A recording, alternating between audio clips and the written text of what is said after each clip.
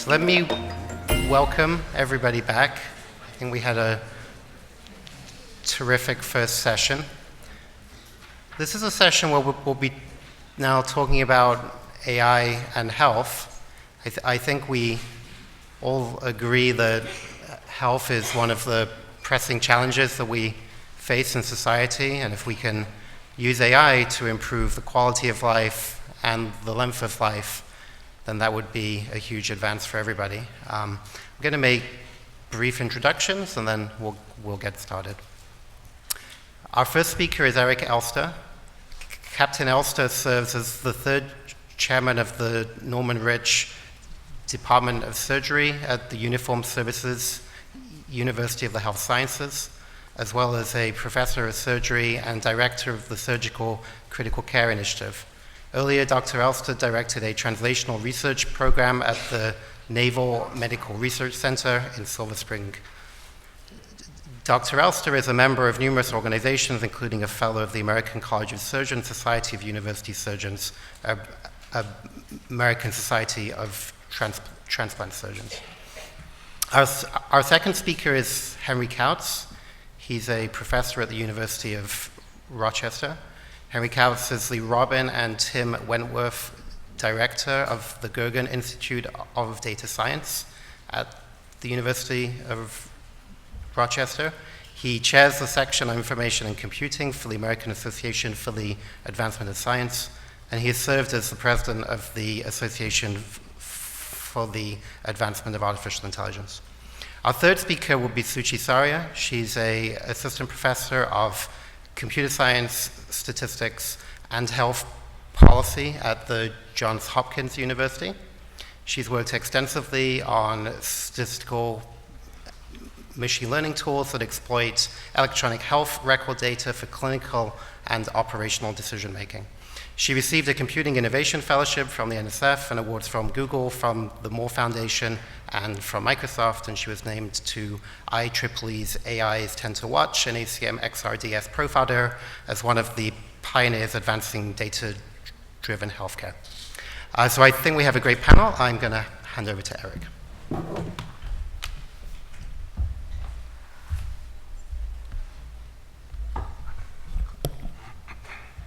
Good morning. Thank you very much for inviting me and letting us tell you what we're doing right up the street, about 10 miles on the Bethesda campus.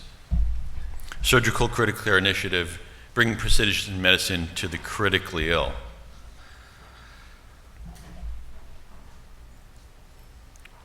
So what we're trying to do with precision medicine and sick surgical patients is address a gap. And it's a gap in the care of the sickest patients. And I'll show you in a moment what those patients look like or who they are, but it could be a sick civilian patient. It could be one of our heroes that's injured in Afghanistan or Iraq. The problem is the management of these sick, battle-injured, trauma surgical patients remains largely dependent on traditional, visually guided clinical decision-making. If you think about it, it's about an 85% solution at 110% cost. And we think the solution lies in leveraging machine learning, artificial intelligence, and really good data to develop decision support tools to understand the biology and make more accurate decisions. And we think with that we can get to a 95% solution at 95% cost, increase the fidelity of decision making, and reduce the cost. And I'll show you in a few minutes a couple examples of that. So what we're doing, and I'll tell you about the initiative in a second, is focus on developing, translating, and validating biology-driven critical care, understanding the underlying biology, packaging that with the appropriate clinical data, and developing tools. And we think these tools will do the following: improve patient outcome and quality of life, reduce costs for both our military health system, but the healthcare system as well, and increase efficiency. And for us in uniform, accelerate return to duty, but for civilian patients, accelerate return to function. And this slide is something we call the injury cycle. It walks a patient through their care, one of these sick patients. This patient could be a hero on patrol in Afghanistan. It could be a victim of a mass casualty event in one of our cities, or it could be that sick patient in the ICU with necrotizing pancreatitis. There are phases of this care. There's an acute resuscitation phase where that patient's volume is restored. There's a critical care phase where that patient is in the intensive care units and moved back and forth to the operating room to have their problems addressed. And then there's a definitive care phase where things are fixed, corrected, but there's complications in that phase. And this cycle may take a week, it may take a year. And there's setbacks in that cycle. Development of pneumonia, a blood clot. And we think at each point in that cycle, there are critical decisions that can be made that can accelerate care. Some of the things we're working on are early on development of a tool that predicts the timing of activation of a massive transfusion protocol. A very critical decision, when gotten wrong, results in overtransfusion and expense. The diagnosis of invasive fungal infections. We've seen the casualties that have come back from Iraq and Afghanistan, these aggressive fungal infections. Well, if we can diagnose those up front, we can intervene with prophylactic antifungals early on. Traumatic brain injury. There are decisions that the neurosurgeons make in traumatic brain injury that can be guided by enhanced decision making. Predicting pneumonia. What if we can tell a doctor that their patient is at risk of pneumonia before it happens, and then treat it before it happens in the complications of pneumonia? The same thing for blood clots. Physiologic monitoring. In the ICU, data comes at you basically in real time. It's seen for a second and flashes away on a monitor. If we can take that data, aggregate it, and tell those physicians ahead of time what's going to happen in their patient in bed before it happens, think of the implications. Wound closure, I'll spend a moment on that in a second. It's near and dear to our heart in military surgery, but predicting the timing of wound closure is a critical event. And this is timely. Precision medicine is on the radar screen. We know about the Precision Medicine Initiative. Precision medicine obviously requires the need of artificial intelligence. If you haven't seen this report from the Institute of Medicine, it came out about 9 months ago. It says every single one of us will suffer from a diagnostic error in our lifetimes. And one of the ways to overcome those errors is to develop these clinical decision support tools. So who are we? Well, the Surgical Critical Care Initiative was started 3 years ago. It's funded by DoD. It's a focused collaboration between DoD, academic centers, and industry. So it's us on the Walter Reed campus. It's Duke and Emory, a company called DecisionQ, and we're all working together to expand on our prior work, understanding the response to injury to develop clinical decision support tools. And our goal is to develop a suite of these tools to advance care across the entire breadth of surgery. What do? Well, we collect data. And we collect lots of data, but highly accurate data with as close to 100% QC as possible. So to understand the biology in our protocols, whenever a patient comes in, and we've enrolled over 1,000 patients, patient comes in, we have time and event-driven data collection. So we collect data when they're admitted, the first day, the third day, the seventh day, every week. And then if an event happens, that patient goes to the operating room, that patient develops pneumonia, that patient requires dialysis, we collect data at those time points as well. What do we collect? Well, from their blood, we look at biomarkers. And the specific biomarkers we look at are those related to inflammation, cytokines and chemokines. For the non-biologists, those are the cells that allow the cells responding to inflammation to talk to one another. We'll look at danger molecules, a very early signal of what's happening inside the body. We do the same thing in the effluent. That's a fluid that comes out of a wound, out of an abdomen, out of a chest, to get an idea of what's happening locally. And then tissues themselves, we look at things like genes associated with wound healing, genes associated with inflammation, some of the sequencing that you've heard of. So we try to collect as much data as possible. We take that data and we aggregate it in various formats to put that data all up in the cloud and make it directly accessible to our investigators, because the power is in the data and the quality behind that data. So this is an example of what that looks like. This is a algorithm that predicts the timing of wound closure. The algorithm, as you can see, is fairly simple. It has clinical factors and biomarkers, And what it does for you is tells the surgeons when they can close the wound. If you look in the bottom left-hand corner, that's an extremity injury in a wounded warrior.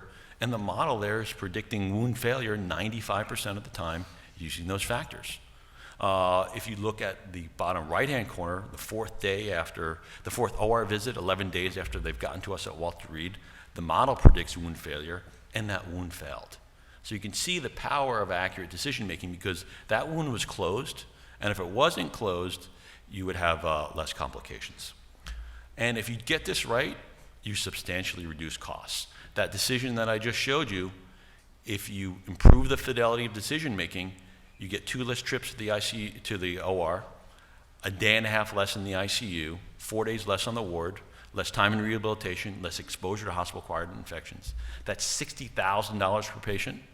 That's, if you multiply it by the 60,000 extremity injury patients in the United States, that's $3.5 billion. Now, in a $2.7 trillion healthcare economy, that's not a lot of money, but it is a lot of money. And you can see as you expand to other decisions like pneumonia, that multiplies. So what we're doing here is leveraging big data to deliver precision medicine. We're linking this data with the electronic health record. We want to fulfill precision medicine to get the data in the hands of the physicians to make the right decision at the right time and move from where we are today with this visually dependent decision making to the future where we use these tools to leverage them, leverage the machine learning to make the best decisions possible. Thank you.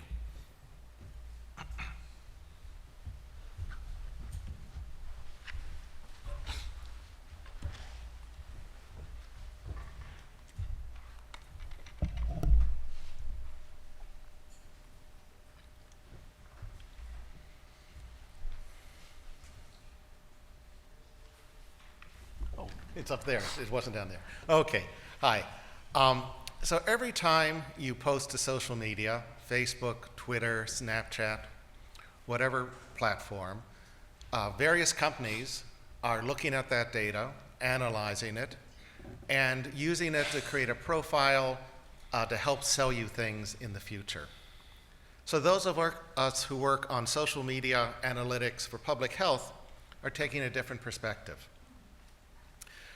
Instead of looking at social media users as consumers, we're going to look at them as sources of information that can be distilled for public health purposes. So our user base is essentially a distributed sensor network, making observations about the world around them, about themselves, various thoughts, so what we end up with is an extremely noisy signal, okay? And we want to pull out the useful information from that. So I'll be talking today about 3 of the applications we've worked on: tracking influenza, measuring alcohol use, and improving food safety. And in none of these applications are we saying we're going to use social media to completely eliminate traditional methods of gathering data from hospitals and doctors and surveys, but will augment that with very timely information. Okay, so I want to talk about one specific technical challenge. That is, given that we're going to look at Twitter, we want to find very rare tweets where people are tweeting about having specific disease symptoms. And these can be said like 1 out of 50,000, 1 out of 100,000. So those of you who work on any kind of machine learning and classifying know that it is a real challenge and what you call an unbalanced problem where the positive instances are very rare. So previous approaches to social media analytics, and essentially what's being used in the commercial world now, simply uses keywords. And that might work if you're looking for tweets about Pepsi, but suppose you're looking for disease symptoms. If someone says they're sick of homework, it doesn't mean they have the flu. So what did we do?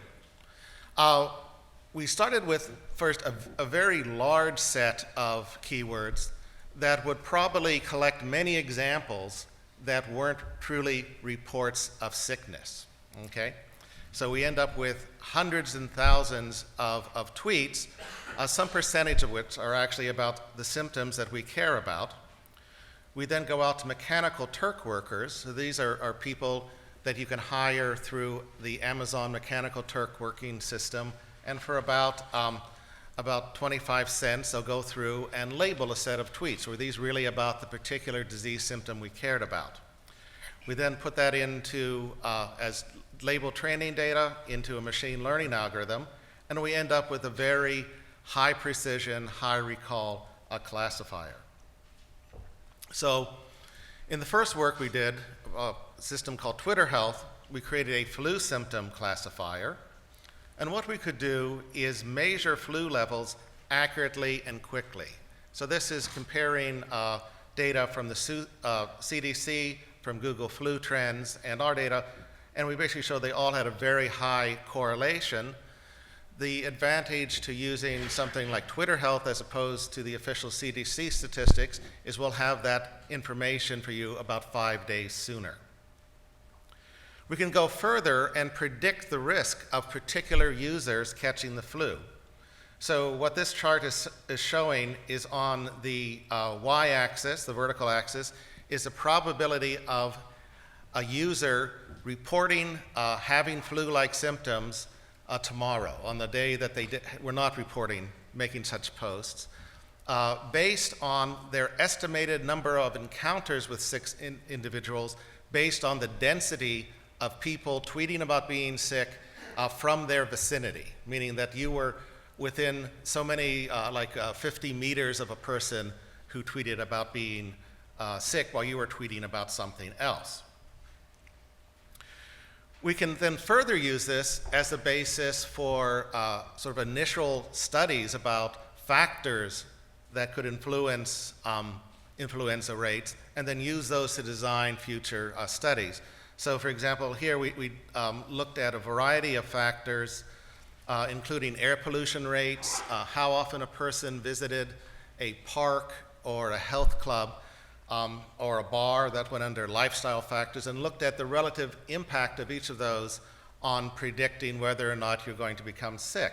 And there was certainly some very interesting things that came out. For example, under the lifestyle category, we discovered that a person who often went to a park, and we knew that because they tweeted from a park, was less likely to get sick. That seems to be sensible, as well as if you went to a bar more frequently, you were more likely to become sick. If you went to a health club, there didn't seem to be any decrease in your flu rate. And that suggests, well, maybe when you're going and working out in a gym, at the same time maybe you're strengthening your body, you're exposing yourself to more pathogens. So that could open up an interesting research question. So another kind of public health concern we looked at was food safety. So food safety inspectors have to decide which restaurants to inspect, right? Because every restaurant is inspected about once a year in major cities, but if you can catch a restaurant early, you can prevent food outbreaks that could potentially make tens of thousands of people sick. So we worked with the city of Las Vegas, actually the Southern Nevada Health District that includes Las Vegas, and deployed and tested a system called Nemesis, where we collected tweets from everybody who tweeted in Las Vegas, determined which of those tweets were coming from restaurants. We then looked at the tweets from those same users over the next week, even if they left Las Vegas. And if they tweeted about feeling sick, we linked that back to the original restaurant and used that to rate restaurants. Now, this is a very noisy signal. We would never want to put it on the web. I think it would be, unfair to many to restaurants. But nonetheless, it turned out to be useful to the inspectors. So they did a double-blind study comparing restaurants our system suggested got priority to ones that it didn't suggest, and showed we caught many more violations. And more recently, we've been looking at understanding fine-grained patterns of alcohol use in communities. So we're doing things like classifying not only is a person talking about alcohol, are they talking about their friends drinking? Are they talking about themselves being drunk at a certain time and place? So you can really model drinking patterns in communities, and that can be used to inform interventions. So in addition to just simply seeing where drinking is going on, in a chart like this, what we're plotting is on the x-axis is the distance from home against the probability of tweeting about drinking, and we're seeing in both Rochester and New York City, that's Rochester, Monroe County, a big bump near the home, basically indicating that a lot of the drinking in the particular regions there was going on in the home, and then relatively less at a mid-distance, but then more further out. So, for example, you're deciding you want to reduce drinking in a community. Should you be reducing the number of bars or the number of package stores? And this might suggest you want to reduce the number of package stores to really, because the big drinking problem is in the home. And in fact, that's, again, when we correlate this with other statistics, it does turn out there's a strong correlation between the number of package stores in a community and the rate of drinking at home. So those are just some examples of using social media analytics as a new tool for public health statistics.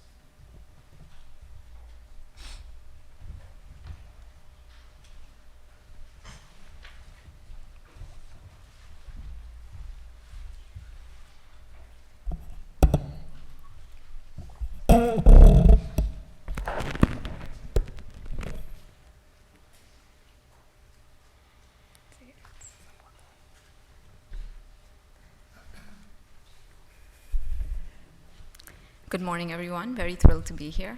And Eric and Henry, thank you for your great talks. I'm actually going to build on some of the work that Eric spoke about, but start by taking a little step back and say what's exciting now? Why is this such a great time for us to be thinking about artificial intelligence and the applications of artificial intelligence and machine learning more broadly in healthcare?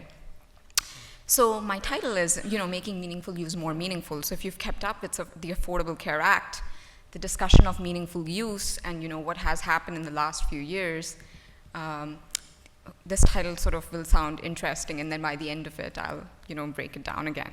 So one of the most exciting, in 2008, starting in 2008, a landmark change, began in the practice of healthcare.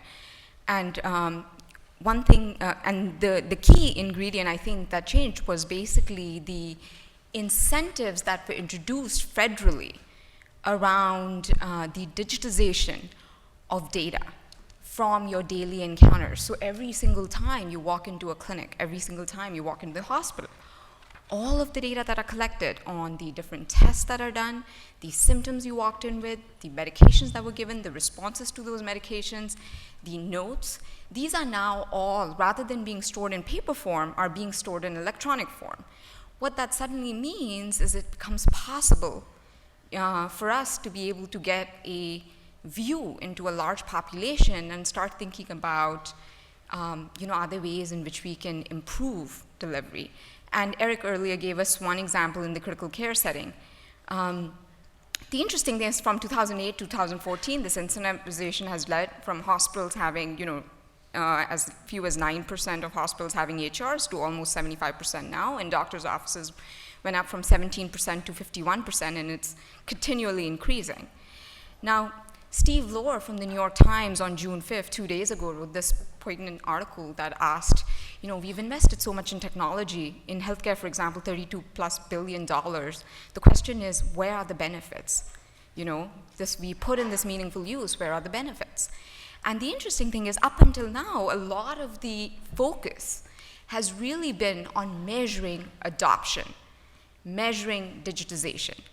And what I want to do sort of in the next few slides is sort of give a few examples what I consider to be just the starting point, and you'll hear more later through the course of the day. Here in this case, Steve quotes a doctor, Dr. Sutherland. He's a family physician in Tennessee. He says, having made the shift to electronic health records, grappling with the software and new reporting requirements has slowed him down. He's seeing fewer patients and his income has slipped, but he thinks there are benefits to be had. And he's eager to see some of those benefits. And I think better use of machine learning and AI is one direction that I'll advocate for. So let me give you my first example. So this is, I'm on the top, I'm showing you a picture of Rory Staunton. He's from Queens. He was playing basketball in his gym and he fell, bruised himself, got a wound, got an infection. That infection developed into sepsis. He ended up with this pediatrician who sent him to the ED. At the ED, they did tests that were developing symptoms, but they did not recognize the symptoms. They sent him back, and a day later he returned. It was too late, and he later died of sepsis. So sepsis is the 11th leading cause of death. 3.9 times higher mortality rate with those who end up developing septic shock, which is the most severe state of sepsis. 2.5 times higher, longer length of stay compared to other hospitalized patients who don't have sepsis, and 2.7 times higher mean cost, again, compared to patients who are in the hospital critically ill but don't have sepsis. So really, this is an example of what I'm giving you is a potentially preventable, a condition where we think, where data can make a big difference, and I'll show you shortly. Very recently, again, in the news, sepsis claims the life of Muhammad Ali. He died because of septic shock. So the interesting thing here is that there is data showing that for every hour the treatment is delayed, risk of mortality goes up by 7 to 8%. So 7 to 8% for every hour treatment is delayed. So very naturally, the question is, there's all this data being collected. Are there any signs or symptoms we could use to identify these patients early? Now, a lot of the recent work has been on trying to find novel biomarkers, like finding cytokine markers or C-reactive proteins. But what's interesting is that from all the data that's already routinely collected in the electronic health record, if you can intelligently integrate them, you can start to discover these warning signs earlier. So essentially what I'm showing you in the background is, you have the streaming data. It's quite hard to integrate in your head, but you could imagine turning that into a score of sorts that speaks about increasing risk. So this is an article that came out last summer as a cover article in Science Translational Medicine, where we showed exactly this.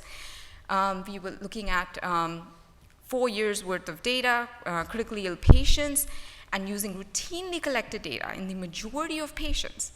By doing sort of a holistic analysis from the data that are already collected, we could identify these patients a median of 20 to 25 hours prior to shock. Placing this in context, with every hour that treatment is delayed, mortality goes up by 7 to 8%. This is something that we're now testing at Hopkins, and I think of course, getting it to work and identify early is not enough. You have to think about how is this information going to be displayed to the clinicians? How do they react to it? How does it get integrated within workflow?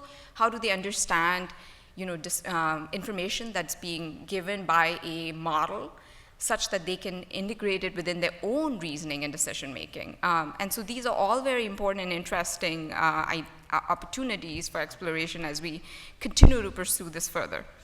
I'm going to switch gears and talk a little bit about a second example, the very same principle though. So the second example is in autoimmune diseases. So the challenge with autoimmune diseases is that patients show a great deal of heterogeneity in their symptoms. Diseases like scleroderma, lupus, IBD, Crohn's, they show, these diseases are complex, they affect the entire system, and they affect different individuals to varying extent. So this is an example of a challenge that scleroderma experts, my collaborators, face when people walk in the door. Here what I'm showing you in the plot is on the x-axis time, on the y-axis a marker they use to track lung function. And what they're trying to figure out is, they want to be able to give these medicines, these drugs, immunosuppressants that have strong side effects, but they want to reserve it only for the people who are most likely to decline. And so the question is, can they prognosticate who's most likely to decline? So here, again, we look at 20 years worth of data. The question is, we know these individuals are very different, but clearly they must share things in common. What are principles? So this is work funded by the National Science Foundation, where the question we're asking is, what is a computational framework by which we can layer this person over the population, determine what information to borrow, and integrate this information to tell for this person, what is the likely disease trajectory going to be? And in this picture, I'm showing you, because it's systemic disease, 3 different organ systems, we're simultaneously looking at the data as they arrive and prognosticating, much like clinicians have to do, a full uncertainty over what is the likely course and how might they react to a drug. And based upon that, they're looking to make the decisions. Again, using this, what I'm showing you in that pointed star is essentially compared to state of the art, we are able to identifying individuals who are likely to decline much earlier, and this ability to identify individuals get better and better as we collect more data. Every time they walk in the door, we get better data, we're able to improve prognosis. Finally, last example, and I'll breeze through this one because I saw my 1-minute marker. This is data from bedside monitors. Physiology that's collected, routinely collected, but typically used to not be analyzed. This is data from infants in the Lucile Packard Children's Hospital. Again, what we found, and this is sort of going for exploratory analysis, but what we found is using machine learning techniques, there was structure in this data that indicated deterioration very soon after birth in premature babies, indicated deterioration and signs of complications that are developing downstream. Now, you could integrate this data, and on this, I'm going to go through this very quickly, but on the left, what I show you is APGAR. If you have a baby, every time at birth, the APGAR is measured, right? And what I'm showing you is comparing APGAR to all the way on the right, a tool that just uses non-invasive data already collected, integrate science from these to predict infants at risk. The exciting and interesting thing here is no new measurements, no new, the data already collected, no new measurements have to be installed, and you can, non-invasively integrate them and predict risk, and this is so much more accurate than any state-of-the-art techniques. So repeatedly, the story is so much data getting collected in electronic health records. We need ways to, and we're at a very exciting time where there's data available at scale. And the question is, what are these principled computational frameworks by which we can integrate them, but also scale them up in practice? Because there's a big gap between us having systems and us having deployable systems and infrastructure to be able to do that at scale. And these are all my wonderful collaborators, and thank you.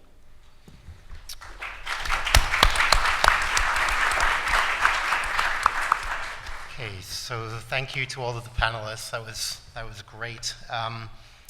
This is where we're going to open up the floor for questions. I want to remind you that you can tweet your questions, and there are cards on the tables that you can pass over to the table back there.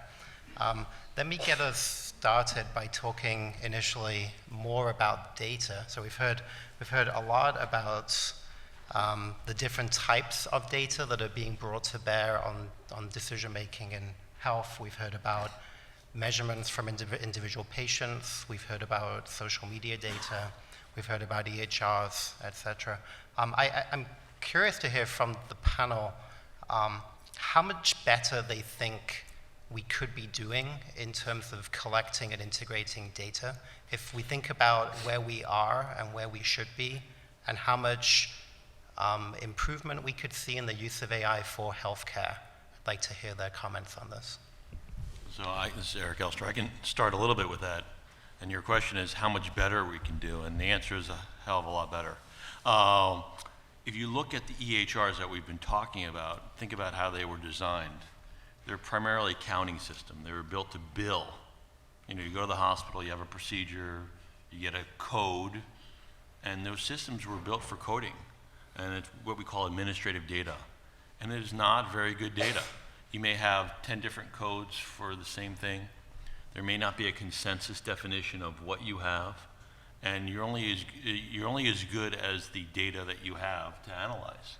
And that's one of the critical failings of using some of the big data in the electronic health record. What we oftentimes have to do is go back through the charts, either prospectively or retrospectively, and make sure that those diagnoses are accurate. So that's a big problem in that we don't have the fidelity of the accuracy of the data that's in those electronic health records. The way they're stored is rather poor. And then the other problem is the formatting. The formatting, some of the data elements are not standardized, especially when it comes to the laboratory tests. So there are a lot of challenges, even with the most modern EHRs, in taking that data, transforming it, ensuring the quality, so you have good data. What we've learned by using things like Bayesian belief networks is actually they do fairly well with missing data. which is what we do clinically all the time, but you need that good data. I want to build on Eric's point. So I do agree. I think there's a long way to go in terms of improving data. But the other thing is, I've noticed in our work is that I think here AI can add a lot of value. Because historically, if you have very well curated data, it's very well structured, it's easier to think about how to exploit it. But in AI, there are a number of techniques like named entity recognition. There are ways to be able to take notes, unstructured data, turn it into structured notes, so structured problem lists. So often if the problem lists are missing, these are information you can populate. Developing ways to identify parts of the data that are challenging and probably anomalous and should be removed. So I think it's always going to go hand in hand. We should obviously improve our data collection techniques, but at the same time, they're caring for patients, so the extent to which they're going to collect data as a byproduct of care, and the extent to which we can step up and develop tools to make this data more usable, I think is very, very important. I just want to also add a comment that there's certain kinds of data that are easy to collect, but hospitals usually don't collect, and if we had this data, it could dramatically improve outcomes. So for example, at University of Rochester Medical Center, an orthopedic surgeon, David Mitten, has been leading an effort for what's called patient-reported outcomes. So before a patient sees a doctor, they go through a simple app on an iPad and enter information about how they've gone, how it's been over the last week in terms of pain, in terms of lots of different factors. And it turns out that kind of patient-reported outcome allows the surgeons to make much better decisions about when and how to proceed with treatment. So the electronic medical record, a simple augmentation like that could allow some dramatically big improvements. Let's have a question from the audience. This question is from Stephanie Rodriguez. How do you educate the public on the fidelity, strengths, and weaknesses of database prediction related to health?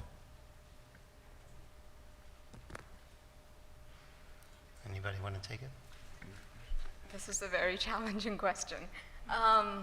So I think this is an area where we'll have to think very hard and really, develop better ways. So one way we think about it is, the area of human-machine collaborative systems, right? How do we build, as more and more, there are more areas where decisions using data are being made by having machines integrate them using models that we can't necessarily build in our heads. How do we build an interface that allows both of us, and by both of us, I mean the machine and the decision maker, human decision maker, to coexist in a way that it's productive? And so part of that, in our very specific example I will give, we deployed some of the tools for scleroderma, much at the request of our collaborators. Hopkins is one of the largest scleroderma clinics in the country. And some of the interesting observations we had was, well, they didn't need, we can go a long way by figuring out interfaces that allow the decision maker to perturb the system and ask questions and see how the machine changes its response, which then allows the decision maker to make a mental model of what's going on. So for example, what they would do is this what if analysis, where they would say, well, what if this patient had this measurement that became a lot higher or a lot lower? Or what if I took this additional measurement or didn't take this additional measurement? How would my predictions change? And what that then allowed them to do is having a much better model of, how would this person behave. That's only one example, but it's one that made them much more comfortable in interacting with these systems. But I think this is an area which I suspect there will be exciting work in the next year. One of the things, is to get that confidence is, in medicine, what we do rather well is study things. And, if you have a decision that's a critical decision that will have negative or risk associated with, you study in the form of a trial. And that's how you gain confidence and fidelity in that tool that you're developing. And then, of course, you have to be able to educate and articulate. And you got to remember, these are clinical decision support tools, and the support is critical. They're not meant to replace the judgment that it takes to become, a competent and current clinician. They're to augment that, and I think we constantly need to reinforce that. Clinical decision support. Henry was very careful in his remarks to talk about correlation rather than causation. I'm curious to hear from Henry or others. It seems to me that as we move from data to decision making, we need to be careful that the models we're building are not just predictive but causal as well. Henry or others, do you have any remarks on this? Just to firmly agree with that, and so then the question becomes, how do you start to go from correlation models to causal models? There's interesting. There's an interesting whole subfield of work on inferring causality from statistical data over time, and as you perturb certain variables, perturb, how do other variables affected? So work by Uday Pearl and others, and I think that kind of work will have a great impact in this area too. I want to step back a little on the causal model, because I think causal is sort of, what do we mean by causal models?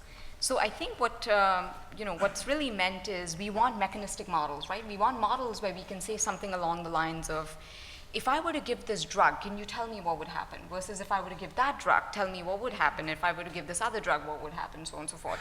And then allowing the decision maker, again, to go back to this notion of what-if analysis.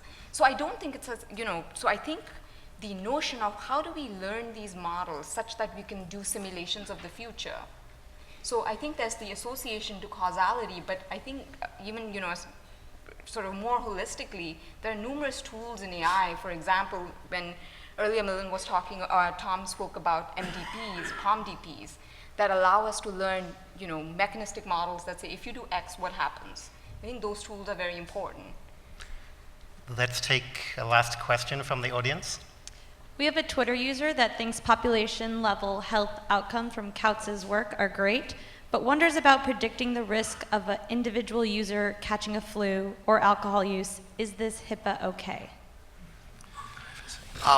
Right. So yeah, HIPAA is certainly a concern. We do put our studies through our human subjects review, and we're only using in those studies public data, and we're not reproducing disseminating the names of any individuals or their locations.